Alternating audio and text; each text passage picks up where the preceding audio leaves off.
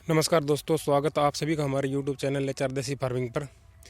आज हम आपको जानकारी देंगे जो गेहूं का पीलापन है वो क्यों बढ़ रहा है, या हमारी गेहूं है जो पीली क्यों हो रही है। तो इसके पीछे दोस्तों 2-3 कारण हो सकते हैं। जैसा कि गेहूं के अंदर कई बार क्या है कि पानी ज़्यादा दिन तक अगर हमारे गेहूँ के अंदर रुक जाता है तो उस कारण पीली हो जाती है। अगर गहरी सिंचाई हमारे गेहूँ के अंदर हो जाती है तो उसके अंदर पीलापन आना जो स्वाभाविक बात है। तो अपने खेत में जहाँ पर पानी ज़्यादा रुकता है तो वहाँ पानी निकासी का प्रबंध हमें करके रखना चाहिए, ताकि हमारा जो गेहूँ है वो सही रहे और अच्छी पैदावार दे। और दूसरा कारण इसका क्या होता है कि जहाँ पर पानी, जैसे कई गेहूँ है जो ज़मीनें हैं चिकनी मिट्टी होने के कारण 2-2 दिन पानी खड़ा रहता है। तो ज़्यादा पानी खड़ा रहने से क्या है कि जिंक की जो ज़मीन के अंदर कमी आ जाती है, जिसके कारण गेहूँ का जो पीलापन है वो बढ़ जाता है। तो इसलिए हमें हमारे खेत में यूरिया के साथ जिंक को मिलाकर डालना चाहिए। 3 तरह की जिंक जो अभी बाज़ार के अंदर उपलब्ध है, एक 12% है 21 और एक 35 और 21 है जो ज़्यादा चल रही है, 21 है जो कम मिल रही है। 35 और 12 ही है जो ज़्यादा मिलती है, 21 है जो कम मिल रही है।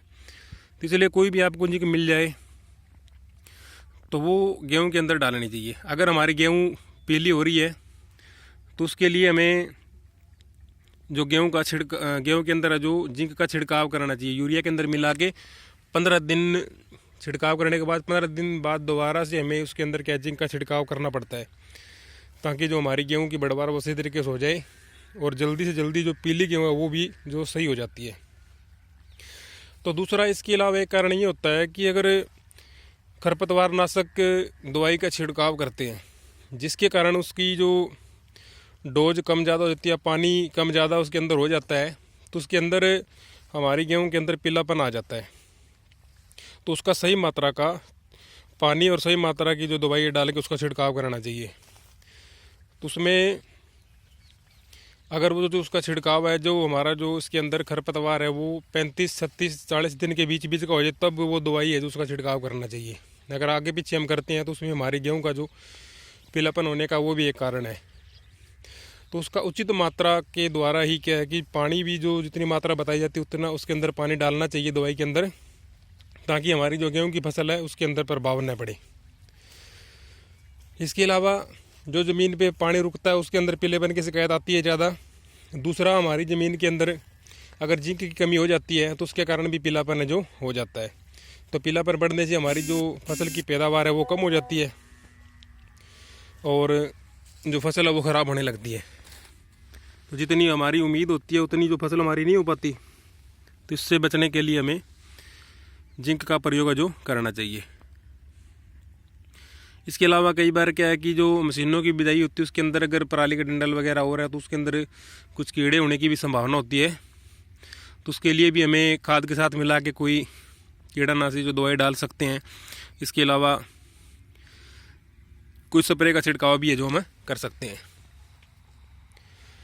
तो इसलिए जो पीलेपन का उपचार है वो हम जिंक के द्वारा कर सकते हैं। जिंक की कमी हो जाती है तो उससे जो हमारी गेहूँ है उसका जो रंग है वो पीला हो जाता है और पौधे जो कमज़ोर दिखने लगते हैं।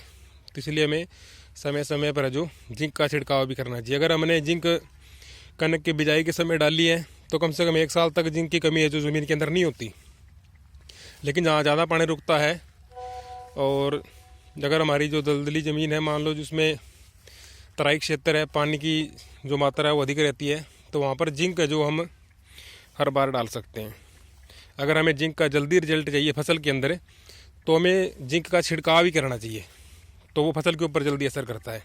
अगर ज़्यादा पीलापन है, एक बार छिड़काव कर देंगे यूरिया के साथ मिला के, और 15 दिन बाद उसमें दोबारा हमें छिड़काव करना ज़रूरी है, ताकि जो हमारी फसल है वो उसका रंग वो हरा बना रहे और वो जो पौधे हैं उनको पोषक तत्व मिले और जो हमारी पैदावार है वो ज़्यादा से ज़्यादा हो। तो कैसे लगी दोस्तों हमारी जानकारी? अगर हमारे चैनल पर आप नए हैं तो लाइक सब्सक्राइब ज़रूर करें।